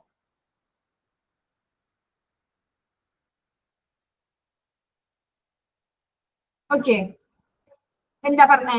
ഡിസാസ്റ്റർ എന്ന് പറയുന്നത് എക്സ്റ്റേണൽ ഡിസാസ്റ്ററും ഇന്റേണൽ ഡിസാസ്റ്ററും. എക്സ്റ്റേണൽ ഡിസാസ്റ്റർ എന്ന് പറയുമ്പോൾ കുറച്ച് കാര്യങ്ങൾ അവിടെ പറയേണ്ടത് നമുക്കറിയാം. Train accident, boat accident. ട്രെയിനിന് പോയി കഴിഞ്ഞാൽ നമ്മുടെ കുറ്റം കൊണ്ടല്ല, ട്രെയിൻ പെട്ടെന്ന് ദൂരം ട്രെയിനിൽ ഇടിച്ച് ട്രെയിൻ കത്തിയൊക്കെ ഒരുപാട് പേര് മരിച്ചേക്കുന്നത്, ട്രെയിൻ മറിഞ്ഞ് അല്ലേ? അപ്പൊ അതൊക്കെ ട്രെയിൻ ആക്സിഡന്റ് എക്സ്റ്റേണൽ ഡിസാസ്റ്റർ ആണ്. ബോട്ട് ആക്സിഡന്റ്, ബോട്ട് മറിഞ്ഞ് ഒരുപാട് പേര് മരിച്ചിട്ടില്ലേ? കോംപ്ലക്സ് ഓട്ടോമൊബൈൽ അപകടം, ഓട്ടോമൊബൈലിലുള്ള സങ്കീർണമായ ഓട്ടോമൊബൈൽ അപകടം എന്ന് പറയുന്നത് അതുണ്ടായിട്ടുണ്ട്. പിന്നെ എക്സ്പ്ലോഷൻ, ഫ്ലഡ്, വെള്ളപ്പൊക്കം ഉണ്ടായിട്ടുണ്ട്. പിന്നെന്താ? സ്ഫോടനം, എന്തെങ്കിലും സ്ഫോടനം വന്നിട്ടുണ്ട്. പിന്നെ എയർപ്ലെയിൻ ആക്സിഡന്റ്, നമുക്ക് വിചാരിക്കാൻ പറ്റില്ല, എയർപ്ലെയിൻ പെട്ടെന്ന് പോയിക്കൊണ്ടിരിക്കുന്ന സമയത്ത് കത്തി ഒരു എയറോപ്ലെയിനൊക്കെ ഒരുപാട് എയറോപ്ലെയിൻ കത്തിപ്പോയിട്ടുണ്ട് അങ്ങനെ. പിന്നെ ടൊർണാഡോ, സുനാമി, എർത്ത് എന്ന് വെച്ചാല് ഭൂകമ്പങ്ങള് ഇല്ലേ? ഭൂകമ്പം ഉണ്ടായിട്ടില്ല. എർത്ത് എന്താ? ഭൂകമ്പം. സുനാമി ഉണ്ടായിട്ടുണ്ട്. ടൊർണാഡോ, ഭൂകമ്പം എന്ന് പറഞ്ഞ ഒരു ചുഴലിക്കാറ്റ്, അങ്ങനെ എന്തോ ഒരു വലിയ ഒരു ഇതുണ്ടായി, ഒരുപാട് പേര് മരിച്ചിട്ടുണ്ട്. ബോംബെയില് ഒക്കെ ഉണ്ടായിട്ടുണ്ട്. പിന്നെ എന്താ? മാൻമെയ്ഡ് ഡിസാസ്റ്റർ ലൈക്ക് റിയോട്സ് എന്ന് വെച്ചാൽ എന്താ? ഈ മനുഷ്യരുണ്ടാക്കിയ ഓരോ വിധങ്ങൾ, മനുഷ്യൻ ഉണ്ടാക്കണ യുദ്ധങ്ങള്, കലാപങ്ങളില്ലേ, അതാണ് മാൻമെയ്ഡ് ഡിസാസ്റ്റർ എന്ന് പറയുന്നത്. മനുഷ്യൻ ഉണ്ടാക്കണതാണ് അത് പ്രകൃതി, നാച്ചുറൽ അല്ല. അതൊക്കെ എക്സ്റ്റേണൽ ആണ്. ഇതൊക്കെ എന്താ? എക്സ്റ്റേണൽ. മാൻമെയ്ഡ് ഡിസാസ്റ്ററും ടൊർണാഡോ, സുനാമി. അപ്പൊ നിങ്ങൾ എക്സ്റ്റേണൽ ഡിസാസ്റ്റർ ഒന്ന് ഓർത്തിരുന്നോ? ചിലപ്പോ ചോദിക്കും. External disaster train accident, boat accident. നമുക്ക് ഒരുമിച്ച് പഠിക്കണം എങ്ങനെ? ട്രെയിൻ ആക്സിഡന്റ്, ബോട്ട് ആക്സിഡന്റ്, പിന്നെ ഓട്ടോമൊബൈൽ ആക്സിഡന്റ്. അപ്പൊ ട്രെയിൻ, ബോട്ട്, ഓട്ടോമൊബൈൽ ആക്സിഡന്റ്. പിന്നെ എക്സ്പ്ലോഷൻ എന്താ? ബോംബ് പൊട്ടിത്തെറിക്കുക. ഫ്ലഡ്, പിന്നെ എയറോപ്ലെയിൻ, പിന്നെ ടൊർണാഡോ, സുനാമി, എർത്ത് കോക്ക്, ഭൂകമ്പം. ഇതൊക്കെ നമ്മൾ കേട്ടിട്ടുള്ളതാണ്. ഇതൊക്കെ എക്സ്റ്റേണൽ ആണ്. പിന്നെ മാൻമെയ്ഡ്, മനുഷ്യന് ഉണ്ടാക്കുന്ന കലാപങ്ങൾ. മാൻമെയ്ഡ് ഉണ്ടാക്കുന്ന റിയോട്സ് എന്ന് വെച്ചാൽ എന്താ? കലാപങ്ങൾ, മനുഷ്യന് യുദ്ധങ്ങളൊക്കെ ഉണ്ടാക്കൂലേ, അപ്പൊ അതാണ് മാൻമെയ്ഡ് ഡിസാസ്റ്റർ എന്ന് പറയുന്നത്. ഓക്കെ, ഇതൊക്കെ എക്സ്റ്റേണൽ ഡിസാസ്റ്റർ ആണ്. ഇതൊക്കെ എന്താ? External disaster. ഇന്റേണൽ ഡിസാസ്റ്റർ എന്താ? ഇന്റേണൽ ബോംബ് ത്രെട്ട് എന്ന് വെച്ചാൽ ബോംബ് ഭീഷണി അല്ലെ? ഇന്റേണൽ ഡിസാസ്റ്റർ എന്ന് പറഞ്ഞാൽ ബോംബിന്റെ ഭീഷണി, ബോംബ് ഭീഷണി. ഇപ്പൊ എവിടെയാണ് ഒരുപാട് യുദ്ധങ്ങളൊക്കെ വരുമ്പോ അവര് പറയും ബോംബിടും എന്നൊക്കെ. അപ്പൊ അങ്ങനെ ബോംബ് ഭീഷണി. പിന്നെ ഫയർ, തീപിടുത്തം. പിന്നെ മെഡിക്കൽ ഗ്യാസ് ലീക്ക് ഉണ്ടാവണത് ഹോസ്പിറ്റലിലൊക്കെ പെട്ടെന്ന് ഗ്യാസ്, നമ്മുടെ മെഡിക്കൽ ഗ്യാസ് ലീക്ക് എന്ന് പറഞ്ഞത് നമ്മൾ ഹോസ്പിറ്റലിന്റെ അഡ്മിനിസ്ട്രേഷൻ പഠിക്കുന്നത് കൊണ്ടാണ് മെഡിക്കൽ ഗ്യാസ് ലീക്ക് എന്ന് പറഞ്ഞത്. ഓക്കെ, എല്ലാ ഗ്യാസും ലീക്ക് ഉണ്ട്. അപ്പൊ മെഡിക്കൽ ഗ്യാസ് ലീക്ക് എന്ന് പറഞ്ഞത് അതുകൊണ്ടാണ്. അപ്പൊ നമ്മുടെ ഹോസ്പിറ്റലിലൊക്കെ ഗ്യാസ് ലീക്ക് വന്ന ഒരുപാട് പേര് മരിക്കും. അതൊക്കെ ഇന്റേണൽ ഡിസാസ്റ്റർ ആണ്. അപ്പൊ ബോംബ് ത്രെട്ട്, പിന്നെ ഏതാ?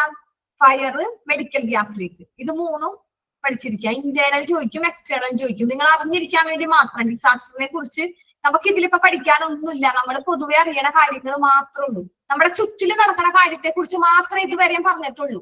നമ്മുടെ പഠിക്കുന്ന ഹോസ്പിറ്റൽ അഡ്മിനിസ്ട്രേഷൻ ആയിട്ട് കുറച്ച് കഴിഞ്ഞിട്ടാ വരുള്ളൂ. നിങ്ങൾ ഇത് വെറുതെ അറിഞ്ഞിരുന്നാൽ മതി. ഇതിനൊന്നും ചോദിക്കാനില്ല, എന്നാലും വെറുതെ അറിഞ്ഞിരിക്കാൻ വേണ്ടി മാത്രം.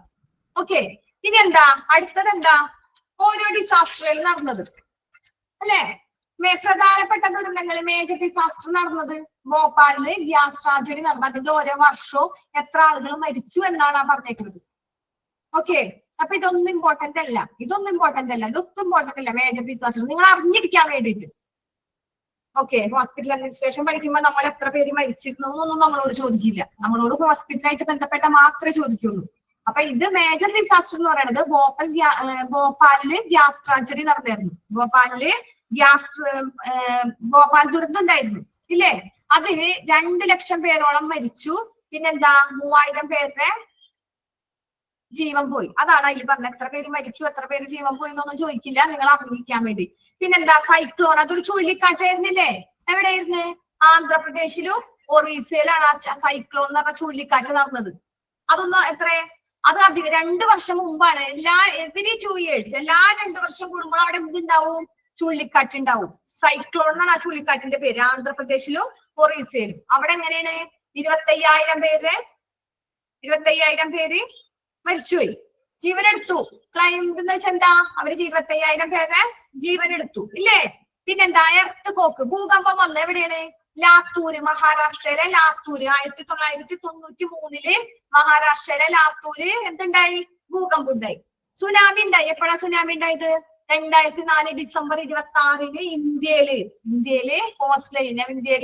കോസ്റ്റ് ലൈന് ദക്ഷിണേന്ത്യൻ തീരപ്രദേശത്ത് എന്തുണ്ടായിരുന്നു സദേൺ ഇന്ത്യൻ ദക്ഷിണേന്ത്യൻ തീരപ്രദേശത്താൽ 2004 ഡിസംബർ 26 സുനാമി ഉണ്ടായി ഇല്ല അതിലെന്തോരം പേര് മരിച്ചു 14 കണക്കടക്കം പറഞ്ഞിട്ടുണ്ട് 10273 പേര് മരിച്ചു അതുപോലെ തന്നെ ഒരുപാട് പേര് ഹോംലെസ് വീട് നഷ്ടപ്പെട്ടു 27 ലക്ഷം പേരെ അത് ബാധിച്ചു എത്ര പേരെ ബാധിച്ചു 27 ലക്ഷം പേരെ അത് ബാധിച്ചു അഫക്ട് ചെയ്തു അതില് 11,000 ആൾക്കാര് മരിച്ചു അത് പോരാണ്ട് പിന്നെ എത്ര 2 ലക്ഷത്തില് അധികം ആൾക്കാരുടെ വീട് നഷ്ടപ്പെട്ടു സുനാമി വന്നപ്പോ അല്ലെ നമ്മുടെ ഇന്ത്യയില് 2004 ഓക്കെ അപ്പൊ മേജർ ഡിസാസ്റ്റർ അപ്പൊ എക്സ്റ്റേണൽ ഡിസാസ്റ്റർ എന്താ ഇന്ത്യയുടെ ഡിസാസ്റ്റർ എന്താന്ന് അറിഞ്ഞിരിക്കാം ഓക്കെ അത്രേ ഉള്ളൂ വേറെ ഡിസാസ്റ്റർ പിന്നെന്താ പറഞ്ഞേ നമ്മൾ പറഞ്ഞു ഡിസാസ്റ്റർ എന്താ ഡിസാസ്റ്റർ അതിന്റെ ഡി എന്താണ് ഡിറ്റക്ഷൻ ഡി എന്താ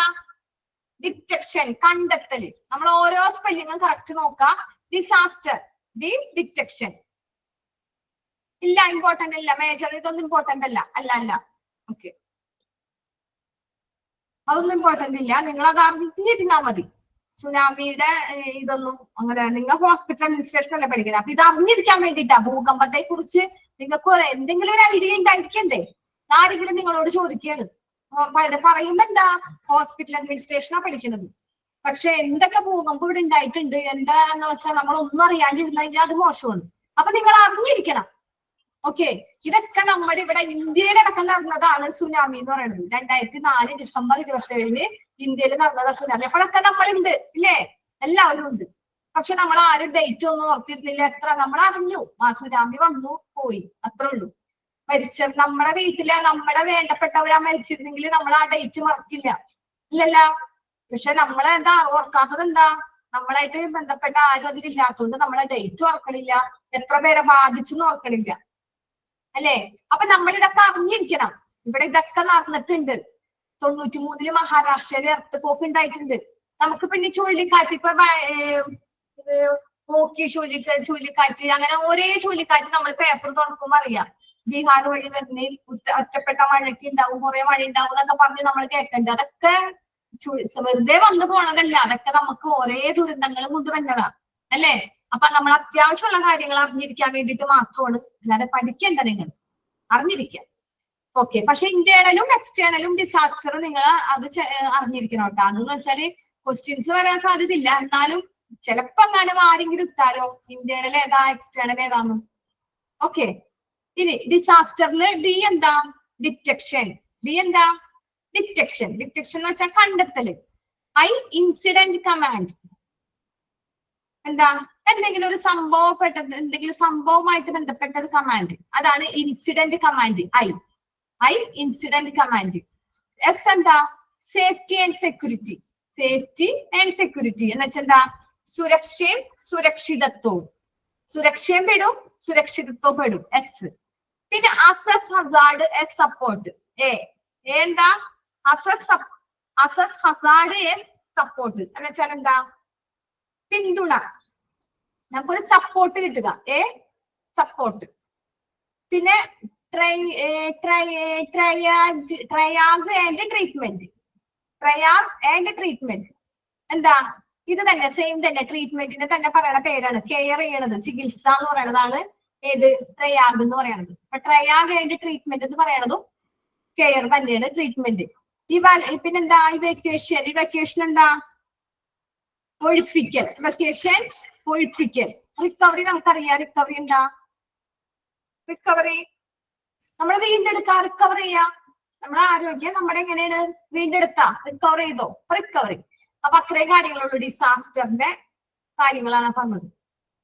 ഓക്കെ, ഇനി സമയം 10 മിനിറ്റ് കൂടി ഉണ്ട്. നമുക്ക് ഈ ഒരു പാരഗ്രാഫ് കൂടി വായിച്ചാലോ? അതിനുള്ള സമയമില്ലേ? ഒരാളൊന്ന് വായിച്ചേ, മുഴുവൻ വായിക്കണ്ട, എവിടെ വരെ വായിക്കുക? സമയം ഉണ്ടാവില്ല. മെഡിക്കൽ കെയർ വരെ ഒരാളൊന്ന് വായിച്ചേ, എമർജൻസി മെഡിക്കൽ കെയർ വരെ. ഞാൻ പറയാൻ നിർത്താൻ. ആരാ വായിക്കുക? ഒരാള് മ്യൂട്ട് ഓൺ ആക്കിയിട്ടുണ്ട്. ഞാൻ വായിക്കാം. Okay. Needs for disaster management plan in hospitals. Hospitals play a crucial role in healthcare infrastructure. Hospitals responsible for saving lives. They also provide 24/7 emergency care services and hence the public receive it as a main resource for diagnosis, treatment and follow-up for both physical and physiological care. Hospitals extend emergency care and hence when a disaster hits, the society falls back upon the hospital to provide instant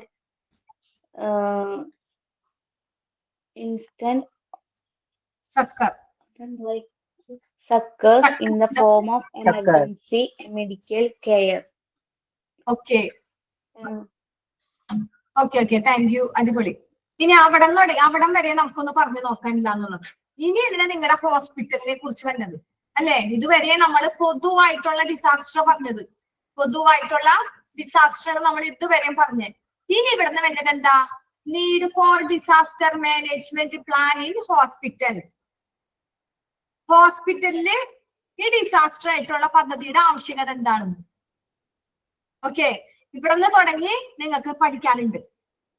okay, ഇതുവരെ നിങ്ങളൊരു introduction ആണ് കഴിഞ്ഞത്.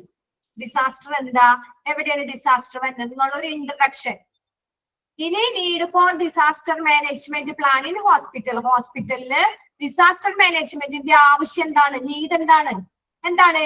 Hospitals play a crucial role in health care infrastructure. ഹോസ്പിറ്റലില് നമ്മുടെ ആരോഗ്യ പരിപാലന അടിസ്ഥാന സൗകര്യങ്ങൾ എവിടെയുണ്ട്? ഹോസ്പിറ്റലിൽ പ്രധാന പങ്ക് വഹിക്കുന്നുണ്ട്. ക്രൂഷ്യൽ റോൾ എന്ന് വെച്ചാൽ എന്താ? പ്രധാന പങ്ക് വഹിക്കുന്നുണ്ട് ഹെൽത്ത് കെയറിലെ ഇൻഫ്രാസ്ട്രക്ചർ. ഹോസ്പിറ്റലില് എന്തിന്റെ? ഈ ഹോസ്പിറ്റലില് ആരോഗ്യ പരിപാലന അടിസ്ഥാന സൗകര്യങ്ങളില് എന്താ? നിർണായക പങ്ക് വഹിക്കുന്നുണ്ട്. Hospitals responsible for saving lives. They also provide 24/7 emergency care service and hence the public receive it and main resource for diagnosis, treatment and follow-up for both physical and physiological care. എന്ന് വെച്ചാൽ എന്താ? നമ്മൾ നേരത്തെ hospital നമ്മൾ പറഞ്ഞു പേഷ്യൻസിന്റെ treatment, care, ഡയഗ്നോസിസിന്റെ കാര്യങ്ങളൊക്കെ പറഞ്ഞായിരുന്നു. അപ്പൊ അതെന്താ? നമ്മളൊരു പേഷ്യന്റിന്റെ ജീവൻ രക്ഷിക്കാനായിട്ട് ഉത്തരവാദിത്തപ്പെട്ടുള്ളത് ഹോസ്പിറ്റലിൽ അല്ലെ? ഹോസ്പിറ്റൽ എന്തിനാ? ഒരു പേഷ്യൻസ് ആരായാലും നമ്മൾ ഒരു അസുഖം വന്നു കഴിഞ്ഞാൽ നമ്മുടെ ഹോസ്പിറ്റൽ അതാരാ? പേഷ്യന്റ് ആയി. അപ്പൊ പേഷ്യന്റ് ഒരു ഹോസ്പിറ്റലിൽ വന്നാൽ നമ്മുടെ ഉത്തരവാദിത്തം എന്താ? അവരെ ജീവൻ രക്ഷിക്കുക എന്നുള്ളതാണ്. അതാണ് ആ ഹോസ്പിറ്റലിൽ വർക്ക് ചെയ്യുന്ന എല്ലാ സ്റ്റാഫിന്റെയും റെസ്പോൺസിബിലിറ്റി. അപ്പൊ ജീവൻ രക്ഷിക്കാൻ ഉത്തരവാദിത്തപ്പെട്ട ഹോസ്പിറ്റലിൽ നമ്മൾ ഒരു അടിയന്തര സേവനം നൽകണം. അതെങ്ങനെയാണ് കൊടുക്കണേ? ആ അടിയന്തര സേവനം ആൾസോ പ്രൊവൈഡ് 24/7 എന്ന് വെച്ചാൽ 24/7 എമർജൻസി കെയർ സർവീസ് ആയിട്ടാണ് കൊടുക്കണേ. ഓക്കെ, അത് ഹോസ്പിറ്റലിന്റെ അണ്ടർലൈൻ ചെയ്തിടാ. നിങ്ങൾ അണ്ടർലൈൻ ചെയ്യാം. ഹോസ്പിറ്റൽ റെസ്പോൺസിബിലിറ്റി ഫോർ സേവിങ് എന്തിനാ? ലൈറ്റ്സ്, പിന്നെന്താ ദേ ഓൾസോ അവരെങ്ങനെ പ്രൊവൈഡ് ചെയ്യണേ 24/7 എമർജൻസി കെയർ സർവീസ്. അണ്ടർലൈൻ ചെയ്യാം. അങ്ങനെ അടിയന്തര പരിചരണ സേവനം അങ്ങനെയാണ് അവർ കൊടുക്കുന്നത്. ഓക്കെ, പിന്നെന്താ ഹെൻസ് അതിനാൽ the public receive it's main resource four diagnosis treatment and follow up four physical and physiological care. എന്താ അതിനാല് നമ്മള് ഡയഗ്നോസിസ് എന്ന് വെച്ചാല് രോഗനിർണയം. ഈ രോഗനിർണയവും അതിന്റെ ചികിത്സയും ശാരീരികവും നമ്മുടെ എന്താ പറഞ്ഞേ ശാരീരികമായി ട്രീറ്റ്മെന്റ് എങ്ങനെ ഫോളോ ചെയ്യണം, ഫിസിക്കലായിട്ടും ഫിസിയോളജിക്കലായിട്ടും. ശാരീരികമായിട്ട് തന്നെ നമ്മൾ അതിന്റെ ട്രീറ്റ്മെന്റ് രോഗം കണ്ടുപിടിച്ചു, അതിന്റെ രോഗം നിർണയിച്ചു, നമ്മൾ ട്രീറ്റ്മെന്റ് തുടങ്ങി. എന്നിട്ട് എന്ത് ചെയ്യണം, ആൻഡ് ഫോളോ അപ്പ് നമ്മള് ഫോളോ ചെയ്യാം ഫിസിക്കലായിട്ട്. എങ്ങനെയാണ് ഫിസിക്കലായിട്ടും ഫിസിയോളജിക്കൽ കെയർ ആയിട്ടും നമ്മൾ ശാരീരികമായിട്ട് പേഷ്യന്റിനെ കണ്ടു, അതുപോലെ തന്നെ അതിന് കെയർ കൊടുക്കേണ്ടത് ശാരീരികമായിട്ട് പരിചരണം കൊടുക്കണം. അങ്ങനെ വേണം നമ്മൾ പൊതുജനങ്ങളെ എന്ത് ചെയ്യാനായിട്ട് റിസീവ് ചെയ്യാൻ, പബ്ലിക്കിനെ റിസീവ് ചെയ്യാനായിട്ട്. Okay, hence the public receive നമ്മളെ അതിനാൽ പബ്ലിക് റിസീവ് എന്ന് വെച്ചാൽ എന്താ പൊതുജനങ്ങളെ നമ്മൾ എങ്ങനെ റിസീവ് ചെയ്യണേ, എല്ലാ പൊതുജനങ്ങളെയല്ല. നമ്മളെ ഹോസ്പിറ്റലിൽ ഒരാൾ വന്നാൽ അവരാരായി പേഷ്യന്റ് ആയി അല്ലേ, അവര് വെറുതെ ഹോസ്പിറ്റലിൽ കയറി വരൂല. അപ്പൊ അവര് വന്നു കഴിഞ്ഞാൽ അവരുടെ ജീവൻ രക്ഷിക്കണം എന്നുള്ള റെസ്പോൺസിബിലിറ്റി ആർക്ക് എന്ത് ചെയ്യണം, ദ പബ്ലിക് റിസീവ് അവരെ സ്വീകരിക്കണം.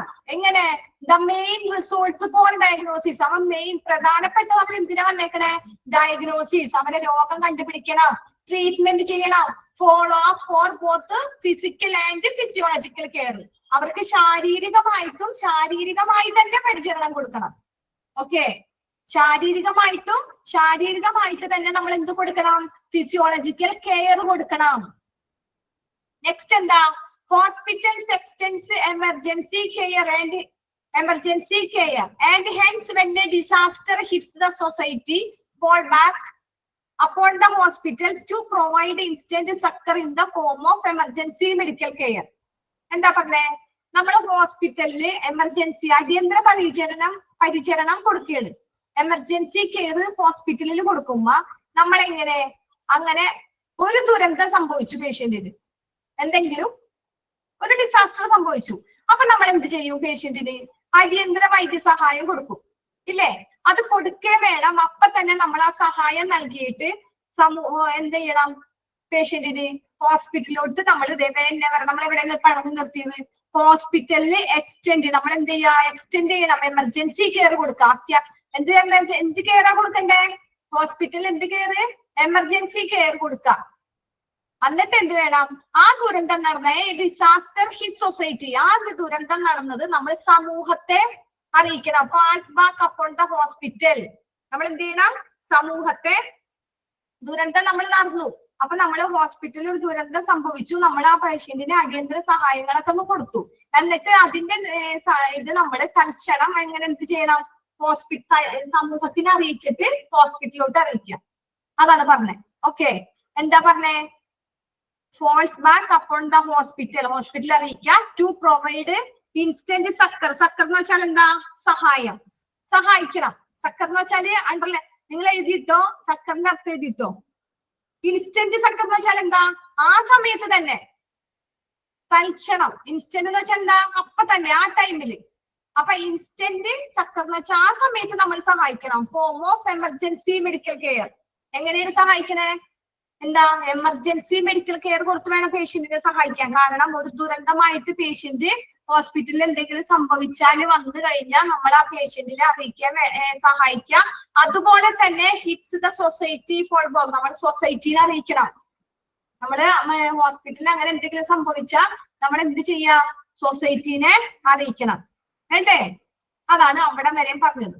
അപ്പൊ ഒന്നുകൂടിയും പറയാ, അത് മുഴുവൻ എടുത്ത് തീർക്കാൻ സമയം ഉണ്ടാവില്ല, 2 മിനിറ്റ് ഉള്ളൂ. അപ്പൊ നമുക്ക് പറയാം എന്താ ഒന്നാമത്തെ ഇതെന്താ പറഞ്ഞത്, ഹോസ്പിറ്റലില് ഡിസാസ്റ്റർ നടന്നാല് ഹോസ്പിറ്റലിന്റെ കാര്യങ്ങൾ അവർക്ക് എന്താണ് ചെയ്യാൻ പറ്റുന്നത് അതാണ്. അപ്പൊ ഒന്നാമത്തെ പോയിന്റ് എന്താ, ഫസ്റ്റ് പറഞ്ഞത് hospital crucial role health care infrastructure ആരോഗ്യ പരിപാലന അടിസ്ഥാന സൗകര്യങ്ങൾ ഹോസ്പിറ്റലിന് പ്രധാനപ്പെട്ട പങ്കുണ്ട്. ജീവൻ രക്ഷിക്കാനുള്ള ഉത്തരവാദിത്തം ആർക്കാ? നമുക്കാണ്. ഹോസ്പിറ്റലിൽ ആര് വന്നാലും അവരുടെ ജീവൻ രക്ഷിക്കാനുള്ള ഉത്തരവാദിത്തം നമുക്കാണ്. അതെങ്ങനെയാണ് നമ്മൾ അടിയന്തര സേവനം കൊടുക്കേണ്ടത്? അവർക്കൊരു എമർജൻസി കെയർ കൊടുക്കണം. എങ്ങനെ കൊടുക്കണം? 24x7 ആ ഒരു ഇതിൽ വേണം നമുക്ക് അടിയന്തര അതിനെ കുറിച്ച് ഡീറ്റെയിൽ നിങ്ങൾക്ക് അടുത്ത ക്ലാസ്സിൽ വരും. എന്താ 24x7 എന്ന് നമ്മൾ ഇപ്പൊ ഇതിൽ വെറുതെ ജസ്റ്റ് പഠിച്ചാൽ മതി. അതൊരു എമർജൻസി കെയർ ആണ്. എന്താണ് 24x7 എന്ന് പറയുന്നത്? ഒരു എമർജൻസി കെയർ ആണ്. നിങ്ങൾ അത് അണ്ടർലൈൻ ചെയ്തിട്ടോ? ഓക്കെ, അത് ഒരു എമർജൻസി കെയർ ആണ്. അത് എന്താണെന്നുള്ളത് നിങ്ങൾക്ക് പിന്നീട് പഠിക്കാൻ വരും. ഓരോ ടീച്ചർമാർ എടുത്ത് വരും, അതിനെ കുറിച്ച് വരും. അപ്പൊ അതിനെ കുറിച്ച് ഡീറ്റെയിൽ ആയിട്ട് പഠിക്കാം. ഇപ്പൊ വെറുതെ ജസ്റ്റ് അതൊരു എമർജൻസി കെയർ ആണ്. ഹോസ്പിറ്റലിൽ എന്തെങ്കിലും ഡിസാസ്റ്റർ ആയിട്ട് ഒരു പേഷ്യന്റ് വന്നാൽ ആ പേഷ്യന്റിന് ഒരു എമർജൻസി കെയർ കൊടുക്കുന്നതാണ് 24x7 എന്ന് പറയുന്നത്. ഓക്കെ, ഓക്കേനാ? ഓക്കെ, അപ്പൊ നമ്മൾ ഇങ്ങനെ കെയർ കൊടുക്കുമ്പോ ആ പേഷ്യന്റിന് എങ്ങനെയാണ്? അതിന് വേണ്ട രോഗം നിർണ്ണയിക്കണം, പിന്നെ അതിന് നമ്മൾ കെയർ കൊടുക്കണം, ട്രീറ്റ്മെന്റ് കൊടുക്കണം. കെയർ എങ്ങനെ? ശാരീരിക പരിചരണം വേണം കൊടുക്കാൻ. ഫിസിക്കലായിട്ടും ഫിസിയോളജിക്കൽ കെയറും നമ്മൾ കൊടുക്കണം. പിന്നെന്താ? ഹോസ്പിറ്റലിൽ ഇങ്ങനെ എമർജൻസി കേസ് വന്നു, നമ്മൾ അതിനൊരു ട്രീറ്റ്മെന്റ് കൊടുത്തു. അങ്ങനെ കൊടുക്കുമ്പോൾ ഒരു ദുരന്തം സംഭവിച്ചു അല്ലേ? അവിടെ എന്താണ് സംഭവിച്ചേ? ഒരു ഡിസാസ്റ്റർ സംഭവിച്ചു. അപ്പൊ നമ്മൾ അതിന് അടിയന്തര വൈദ്യസഹായം കൊടുത്തു കഴിഞ്ഞാൽ നമ്മൾ എന്ത് ചെയ്യണം? അത് നമ്മളെ സൊസൈറ്റീനെ അറിയിക്കണം. ആരെ? സൊസൈറ്റീനെ അറിയിക്കണം, സമൂഹത്തെ അറിയിക്കണം. ഓക്കെ, ബാക്കി നമുക്ക് അടുത്ത ക്ലാസ്സിൽ ഒന്ന് വായിച്ചു വരാം. ഈ ഒരു പാരാഗ്രാഫ് ഒന്ന് വായിച്ചു വന്നാൽ മതി. ബാക്കി നമുക്ക് എടുക്കാം. ഇവിടെ നിന്ന് തുടങ്ങി നിങ്ങൾക്ക് പഠിക്കാനുണ്ട്. ഇവിടെ നിന്ന് തുടങ്ങി പിന്നെ കുറച്ച് സിമ്പിൾ ആണ്, വെറുതെ മനസ്സിലാക്കാനുള്ളൂ. ദുരന്തങ്ങളൊക്കെ നമുക്ക് ഏകദേശം അറിയാനാ. ബാക്കി ഇതിലെന്ന് പറയാനായിട്ട് ഇതിലിപ്പോ നമുക്ക് ക്വസ്റ്റ്യൻസ് വരാൻ സാധ്യത ഉള്ളത്, ഇതില് നിങ്ങൾക്ക് ജസ്റ്റ് ഡെഫിനിഷൻ ഒന്ന് നോക്കിക്കോ. Organisation and management responsibility of humanitarian. World Health organisation പറഞ്ഞ പോയിന്റ്സുകൾ ഓർക്കാം. പിന്നെ ഇതിലൊന്നുമില്ല. പിന്നെ എക്സ്റ്റേണലും ഇന്റേണലും ഓർക്കാട്ടാ. എക്സ്റ്റേണൽ ഏതാണെന്ന് ഇന്റേണൽ ഏതാണെന്ന് ചിലപ്പോ ചോദിക്കും. അത് മാത്രമേ ഉള്ളൂ, വേറെ ഒന്നും ഓർക്കാനില്ല. ഇതൊന്നും ഡേറ്റ് ഇതൊന്നും അറിഞ്ഞിരിക്കുക, ഇതൊന്നും പഠിക്കേണ്ട, ഇതൊന്നും അറിഞ്ഞിരുന്നാൽ മതി. പിന്നെ ഡിസാസ്റ്ററിന്റെ ഫുൾ ഫോം പഠിച്ചിരിക്കാം. ഡിസാസ്റ്ററിന്റെ ഓരോ പേരും, ഡി എന്താ, ഐ എന്താ, എസ് എന്താ, അത് നമ്മൾ പരീക്ഷയ്ക്ക് ചോദിച്ചാലും ഇല്ലെങ്കിലും നിങ്ങൾ ഇത് അറിഞ്ഞിരിക്കണം, ഡിസാസ്റ്റർ എന്താണെന്നുള്ളത്. ഓക്കെ, അപ്പൊ DIS എല്ലാരും ഒന്ന് അറിഞ്ഞിരിക്കുക, പഠിച്ചിരിക്കുക. ഓക്കെ, അപ്പൊ താങ്ക് യു. നമുക്ക് ക്ലാസ് വൈൻഡപ്പ് ചെയ്യാം. നമുക്ക് അടുത്ത ക്ലാസ്സിൽ കാണാം. Okay, thank you madam. Thank you, ma'am. Thank you, ma'am.